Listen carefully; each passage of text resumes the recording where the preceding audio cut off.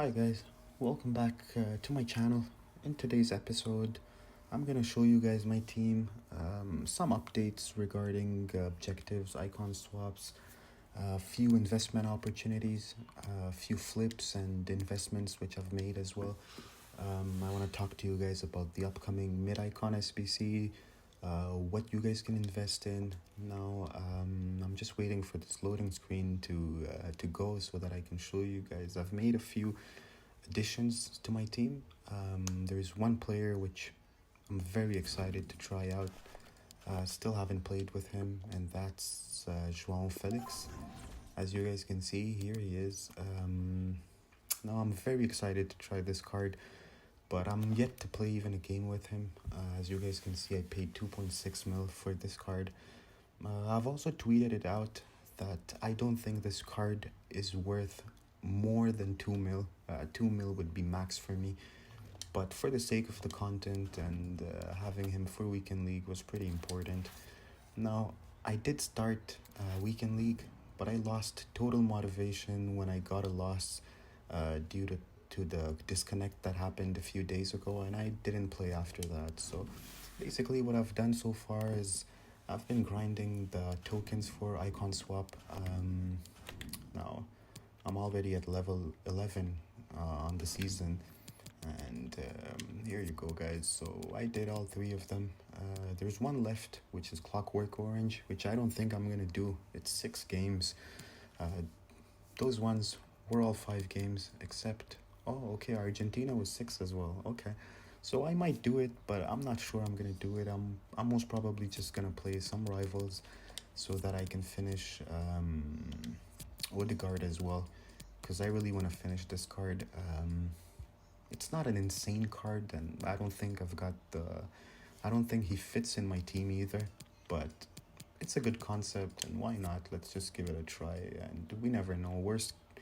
Worst case scenario, I'm just gonna submit him to get that 50k and another 50k over here, so that's gonna be about 100k worth of packs. And I've done quite a lot of objectives, so I've grinded this out, and I'm gonna show you guys a few investments. Now, as you guys can see, I'm broke at the moment, and there is a reason for that. I've invested a bit on a few players. There's Ricardo Pereira, which I've bought for around 110k during a bit of panic. Now, I did buy this a bit earlier than I would have liked, because then he dropped to around 105, and but it's okay, still not a bad price. He's already up to about 125k. Then I've got this Martinez, whom I don't remember, 76, 77, so that's not such a good buy. But I got Jimenez. Now, Raul Jimenez for 22k is such a steal in my opinion. This guy is supposed to get a winter upgrade.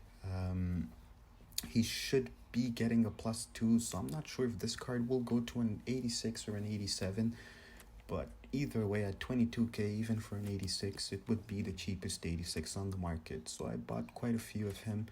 Now, this guy, I'm just trying to sell him. Allison, you guys will see, I'm gonna upload the pack opening for the weekend. I opened around 200 packs, 81 plus upgrades, marquee matchups, and a lot of packs overall. And this was just a guy I pulled, and untradeable, so I've put my tradable version. Now, I don't want to sell him right now because he's pretty low. The fodders are not doing very well at the moment, so I'm just trying to lazy list him. You never know, sometimes someone just bites on it and pays a huge price, which he's not supposed to pay. Now, I did buy Thiago Silva for 79k with PSG. It's pretty much confirmed they're gonna have a 4-game winning streak, and this guy's gonna upgrade at some point. I think it's a discount. 79k, like, the value is just exceptional. For 79k, getting a 90 rated card, a live card, it's pretty good in my opinion. I've got Luis Alberto. Now, I'm all lazy listing those because I don't want to sell them at the moment, but I don't want to keep them in my transfer pile without listing them. I've had multiple sales like that over the past week where lazy buyers just pay whatever the price. So I bought him for around 44k. There's one with a hunter right there for 44 as well. I bought this Dembele for 148. Now he's kind of low at the moment, but I do expect future stars to rise quite a bit once they're out of packs. Vardy, this was a bad investment at the time. Now I'm stuck with him, but it's not that bad. 140k for a Vardy with a Hunter, so that's pretty good in my opinion. Another Martinez, this one I bought for 70k, so this one is already in profit. Ricardo Pereira, two more. Max Aarons, who I paid 111k, that's pretty expensive for him. There's some more. Raul Jimenez. Bender was just sitting there in my club, so I'm trying to lazy list him. Now, I did make a few more investments, which I'm gonna explain to you guys. In my opinion, those are extremely safe investments. I'm just hoping that, you know, they're gonna rise within the next week or so. So there's a few informs. In my opinion, those are zero risk investments. I got Guerrero for about 13k during lightning rounds. De Jong there for 12 and a half. There's one more in my club. Henderson for 19k, 18 and a half. There's another Martinez for 76. Now, the reason why I've invested in those informs, there is a reason. I think the mid-icon SBC will be out next week, if not the following week. Surely we should get the mid-icon SBC by next week or the week after. Now, if you guys remember, all those informs were going for crazy, stupid amount of price. In my opinion, those are zero risk investments, because once the mid-icon SBC drops, there's going to be huge panics of people trying to buy the informs to complete the SBC. At that moment, I'm pretty sure, I'm convinced that we're going to see people paying for that Henderson that I'm buying right now for 19k. They're going to be paying upwards of 30k.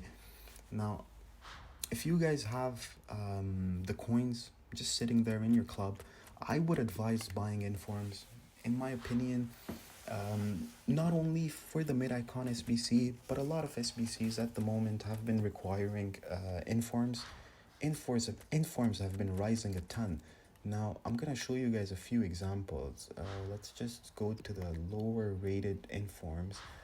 Now, when the game first came out, the informs were like 82, 83s, and I just stockpiled them in my club, and I just forgot about them. So, as you guys can see here, I'm going to show you an example. I just saw a card there, which is a pretty good example. There you go. Look at, for example, Talisca, right? Talisca, I bought him for 18k. At that time, he was just sitting there on the market. There were hundreds of him. So 18k, look at the moment. He's selling for about 28. I can easily get about 28k for this card. So there's about 10k profit. So it's pretty much every inform rises once they're out of packs, because they get rarer as people submit them into SBCs. And that's a very good investment, which I would advise you guys to do. Look at Muniain, for example, 12k. He's currently in the market for around 20k, I'd say. I can get easily 20k. Look at Doherty, for example, 13k I paid for him. So there you go, 20k, about 20k. Yeah, look at Maguire, for example, 14k. Those are very good investments in my opinion, especially this week because of lightning rounds. A lot of informs are just selling at prices that they should never be at. For an 84 rated inform to be 12k is not something that is normal. Now there's one more investment opportunity there. I was recently looking. Bruno Fernandes got transferred to Man U. Now this is a very popular fodder out there. If you guys look at any SBCs that comes out, Pepe is very, very popular. Now Pepe, every week or so, rises up to 10k. Now who's strong links to him? There's obviously PZ and there's Bruno Fernandes. Now this card is no longer into packs. I know the Man U one will come out at some point, maybe next week or the week after, but it will never strong link to Pepe. Neither will it strong link to Pizzi. Now, for an SBC solution, when it requires about 65 chem, a strong link really makes a huge difference. In my opinion, that's as safe as an investment as you could make. I think easily we'll see this card rise up to around 16k. If you do the math, that's about 60% increase in value. But I would not be shocked if we see this card, reaching a point where it is like 20k. So just pick one up and put him in your club if you've got the transfer list space, then put a few more. As you guys can see here, a few people have been investing in this card. There you go, 10,750. The only reason why he's bidding 250 coins below the buy now is just to get him into his transfer target list, so that this guy can just keep opening packs if he needs to.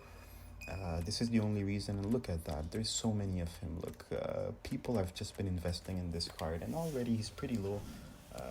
Like the float in the market is pretty low of him. He's gonna go extinct at some point because he's a very popular fodder. And already you guys can see the supply is pretty low on this card at the moment, and this is a zero risk investment in my opinion as well. For 11k, it's a very good investment. Now,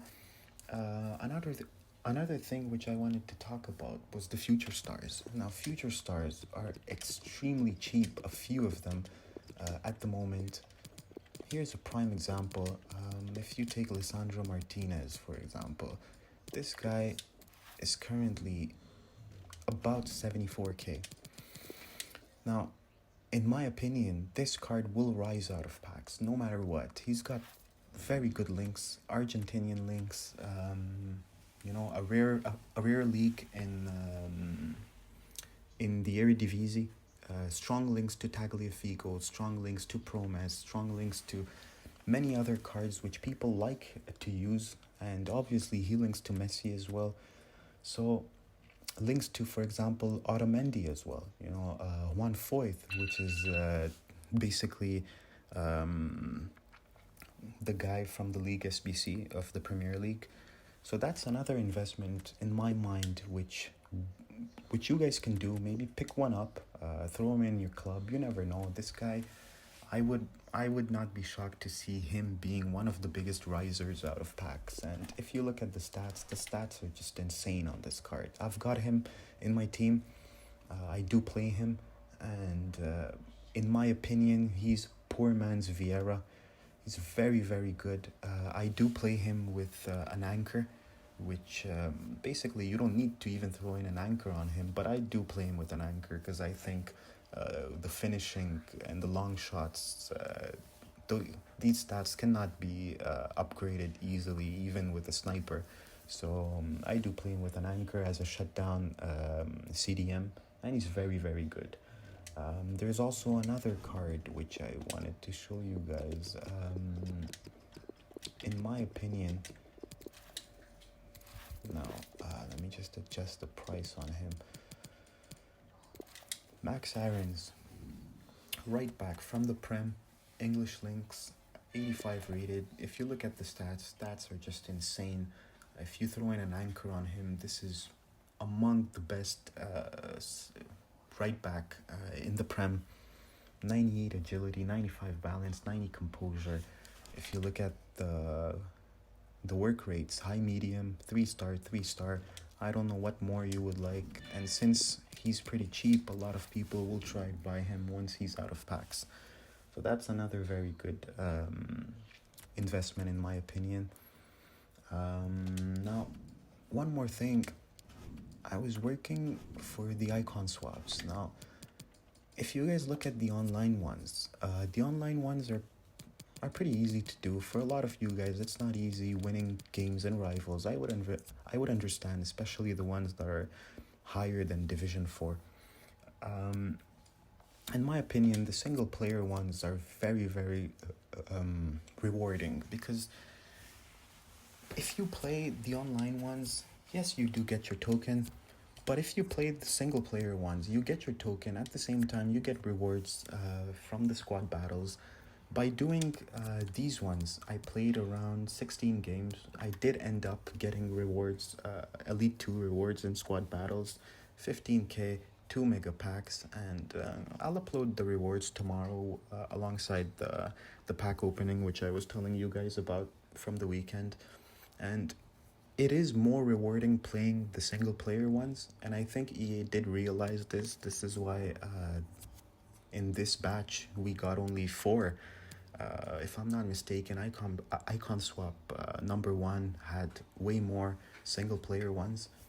So this is another thing which I wanted to tell you guys about. Now, if you do grind it out, you will get squad battle rewards. And I do know, I also feel very bad. Every minute is a pain playing squad battles. I'm not a fan of squad battles either.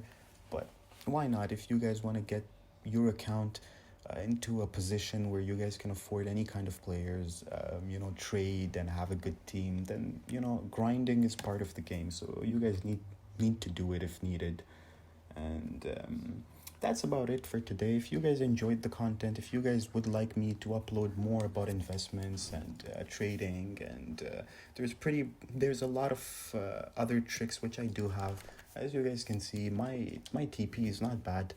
Now, it's not the best because I don't concentrate that much on it, but it's not bad either. If you guys look now, this week it's not good because I just sold my Stoichkov with 100k loss. But otherwise, if you guys look at that, it's about 24 mils since the game started, which is not bad.